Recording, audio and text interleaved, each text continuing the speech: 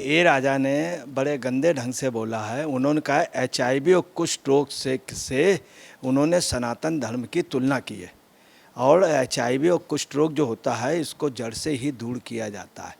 मतलब ये रोग ऐसे हैं एचआईवी वगैरह जो बड़े ही वैसे लाइलाज रोग हैं और इसके निदान के लिए आदमी प्रयास करता है।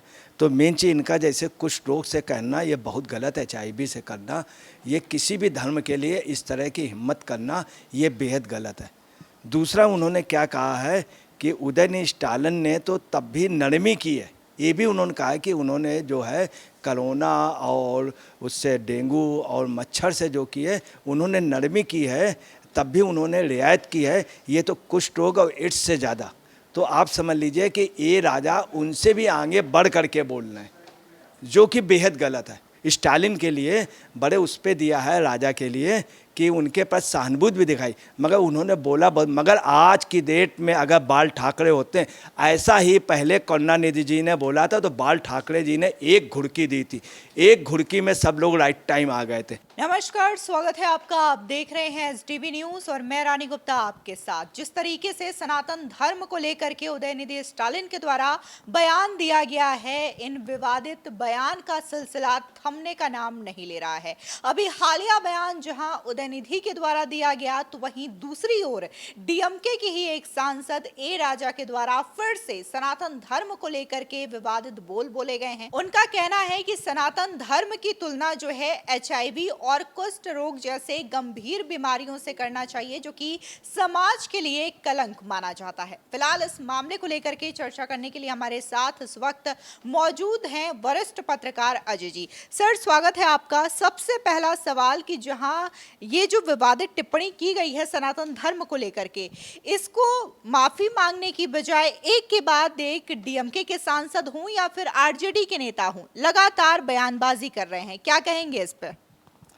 देखिए, ऐसा है कि ये कहना नहीं चाहिए। ये राहुल गांधी ने क्या किया है, ये मोहब्बत की दुकान के आउटलेट की फ्रेंचाइजी बांटी है और ये बॉम्बे बांटी, इसके पहले इन्होंने पटना में बांटी थी और इन लोगों को फ्रेंचाइजी बांट करके इनका है कि पूरे देश में उपद्रव का माहौल हो जाए, गैयुट टाइप का माहौल हो जाए। चूँकि हम सत्ता पे आ नहीं पा रहे हैं तो सत्ता को हम बिल्कुल छाड़ छाड़ कर दें, मगर ऐसा ये कुछ भी नहीं कर पाएंगे। और ये वास्तव में ये जो कर रहे हैं ये बेहद गलत कर रहे हैं। ये देश की तोड़ने की साजिश है, द्रविड़ वो करके नॉर्थ इंडिया साउथ इंडिया और सनातन के नाम पर बस ये एक प्रकार से दंगे और भड़काना चाह रहे हैं, लोगों को अंदर विद्रोह की आग। और फिर एक बार यही चाह रहे हैं, वो ऐसा कुछ भी होने वाला नहीं। उदयनिधि की आपको बताना है कि उदयनिधि इसके बावजूद भी माफ़ी मांगने की स्थिति नहीं है और न ही उनके अंदर कोई भी किसी तरह का वो आ रहा है कि वो थोड़ा सा गलती का एहसास करें, ये भी नहीं। अच्छा, अगर बात हम डीएमके के ही सांसद ए राजा की करें तो उन्होंने भी ये कहा है कि उदयनिधि ने जो बयान दिया है, यानी कि उनका समर्थन किया है। कहते हैं कि कोरोना और डेंगू का जो उन्होंने तुलना किया है वो एक नॉर्मल चीज़ है, उन्होंने नरमी बरती है, लेकिन इसकी तुलना तो एचआईवी और कुष्ठ रोग जैसे गंभीर बीमारियों से करनी चाहिए, जो कि समाज के लिए भी एक कलंक मानी जाती है। क्या कहेंगे इस पे? पूरा बयान क्या है वो भी हमारे दर्शक जानना चाहेंगे। देखिए, ए राजा ने बड़े गंदे ढंग से बोला है। उन्होंने कहा एचआईवी और कुष्ठ रोग से उन्होंने सनातन धर्म की तुलना की है और एचआईवी और कुष्ठ रोग जो होता है इसको जड़ से ही दूर किया जाता है। मतलब ये रोग ऐसे हैं एचआईवी वगैरह जो बड़े ही वैसे लाइलाज रोग हैं और इसके निदान के लिए आदमी प्रयास करता है। तो मेन चीज़ इनका जैसे कुष्ठ रोग से करना ये बहुत गलत है, एचआईवी से करना ये किसी भी धर्म के लिए इस तरह की हिम्मत करना ये बेहद गलत है। दूसरा उन्होंने क्या कहा है कि उदयनिधि स्टालिन ने तो तब भी नरमी की है। ये भी उन्होंने कहा है कि उन्होंने जो है कोरोना और उससे डेंगू और मच्छर से जो की है उन्होंने नरमी की है, तब भी उन्होंने रियायत की है। ये तो कुष्ठ रोग और एड्स से ज़्यादा, तो आप समझ लीजिए कि ये राजा उनसे भी आगे बढ़ करके बोल रहे हैं, जो कि बेहद गलत है।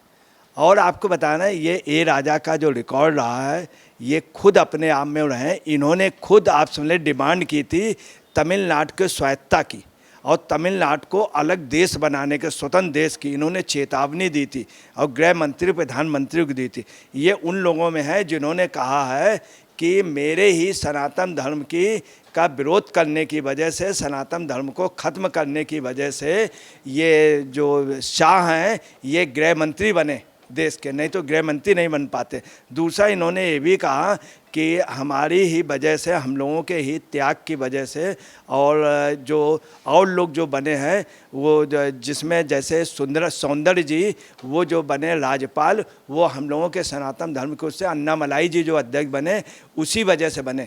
तमाम लोग जो नेता बने हैं वो सिर्फ जो बने हैं सनातन धर्म का हम लोगों ने विरोध किया और उसको जो हम लोगों ने ख़त्म करने की बात कही। तो इस तरह की गलतफहमी इनके अंदर होना तो बहुत। इसके अलावा आपको बता रहे हैं कि ये राजा ने और बहुत वो किया, एक तो अलग देश की बात की, अलग उसकी बात की, स्वायत्ता की बात की, इन लोगों को वो मानने को, केंद्र को मानने के लिए इन्होंने इनकार कर दिया। दूसरा सेतु समुद्रम जहाज नहर परियोजना को तुरंत लागू करने के लिए कहा, जबकि आपको बता रहे हैं कि राम सेतु धार्मिक है या नहीं वो तो बात की बात है, पौराणिक स्थान भी है, पौराणिक स्थान भी। करुणानिधि के समय एक रिपोर्ट आई थी जो वैज्ञानिकों ने, बाहर के वैज्ञानिकों ने की थी, उसमें जांच कराई गई थी, उन्होंने रिपोर्ट में दिया था और इनके खुद मंत्री थे कि राम सेतु था। नासा ने प्रूव किया था कि इस तरह का पत्थर आज भी अगर आप जाइए कन्याकुमारी की ओर तो सफ़ेद पत्थर की आपको दीवार सी दिखेगी। तो आप तरह राम सेतु की कल्पना नहीं है, ये सच है, ये नासा ने मानी, अपने अंतरिक्ष उससे दिया, इनकी जो रिपोर्ट थी उसके बावजूद भी ये कहते हैं राम सेतु वगैरह नहीं था, उसको सबको तोड़ दो। ये तोड़ भी रहे थे, तुड़वा रहे थे, ये कहिए अटल बिहारी वाजपेयी ने आकर के उसमें दखल किया था। उसके बाद मोदी ने ऐसा नहीं होने दिया। अभी भी कह रहे हैं कि राम सेतु नहीं था। तो ये इनकी एक योजनाबद्ध तरीके से है कि भारत के खिलाफ, और इसमें बहुत बड़ी साजिश है, कई राष्ट्रों के जाल सोर्स वगैरह सबको मदद करते हैं और ये 2024 के चुनाव में इनका यही एजेंडा है कि धार्मिक भावनाएं फैला के अल्पसंख्यकों का वोट ले लें और हिंदू धर्म को, यहाँ के लोगों को आपस में लड़ा करके, भारत को लड़ा करके और इनको डिवाइड कर दो। ये INDI का जब से गठबंधन हुआ है तब से ये रायता ज़्यादा हो रहा है और इसमें कोई शक नहीं, ये सब में जो राहुल गांधी की चुप्पी रहना उनका पूरा प्रश्न। तमाम मंत्रियों ने और उनका फेवर कर दिया। खड़गे जी जो हैं उनके लड़के ने भी उसका फेवर किया। जगदम्बिका उन्होंने वो बिहार से जो राजद के नेता हैं उन्होंने भी बहुत ही गंदा बयान दिया। जगदानंद ने क्या ऐसा बयान दिया है जिसको आप मानते हैं कि वो भी सनातन धर्म के खिलाफ है? देखिए, उन्होंने जिस तरह से कहा कि मंदिर वगैरह और जिस तरह से सनातन धर्म का विरोध किया, तो ये पार्टी लाइन का उनको ये सोचना चाहिए। उन्होंने बिहार के लिए कितने गंदे शब्द बोले, बिहार के हो करके और बिहार के लिए नहीं बोल रहे और वो उनका फेवर कर रहे हैं। कितने अफसोस की बात है कि बिहारी अभी भी जागा नहीं और जरा सा बिहार के उसमें था, बिहार के लेवलों का वहाँ निकल रहा था, उन्होंने NSA बिहार के आदमी पे लगा दिया और ये खामोश रहे। लालू और नीतीश ने और साथ दिया NSA लगाने का, जबकि वो बेचारा मार्च को कर रहा था फरवरी में और पेपरों के खिलाफ नहीं। ये आपको बताना, ये लोग बिहारी नाम पे कलंक हैं। लालू, ये जगदानंद जी, ये सब लोग, और इनका सिर्फ एक ही है, किसी तरह से 2024 से, चूँकि ये जान रहे हैं कि हम आ नहीं पाएंगे, तो सोच रहे हैं हम जान हैं। जिस समय आदमी हार जाता है या कोई युद्ध हार रहा होता है तो सब कुछ आग लगा करके भागता है, सब कुछ तोड़ फोड़ करके भागता है, अपना शहर तहस नहस करके भागता है।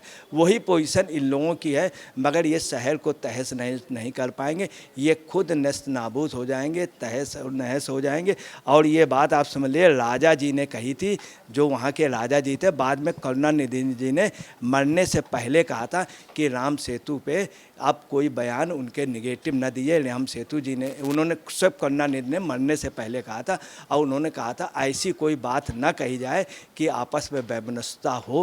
अच्छा, अगर हम बात गठबंधन की करें तो जहां पर विवाद देखने को मिल रहा है, प्रियांक खड़गे का स्टेटमेंट हो या फिर उदयनिधि के द्वारा जो स्टेटमेंट दिया गया है, न सिर्फ देश भर में इसको लेकर के माहौल गर्मा रहा है, बल्कि मलेशिया जैसे देश में भी वहां के हिंदू संगठनों ने इसका विरोध किया है। तो वहीं दूसरी ओर गठबंधन के जो नेता हैं वो भी नाराज दिखाई दे रहे हैं। बात अगर हम संजय राउत की करें तो उनका कहना ये है कि इस तरीके के बयानबाजी से बचना चाहिए, कहीं ऐसा ना हो कि इंडिया अलायंस में कोई रुकावट आ जाए। क्या कहेंगे इस पर? बहुत अच्छी बात आपने कही है। देखिए, संजय राउत का कुछ भी हो, संजय राउत का ज़मीर जागा।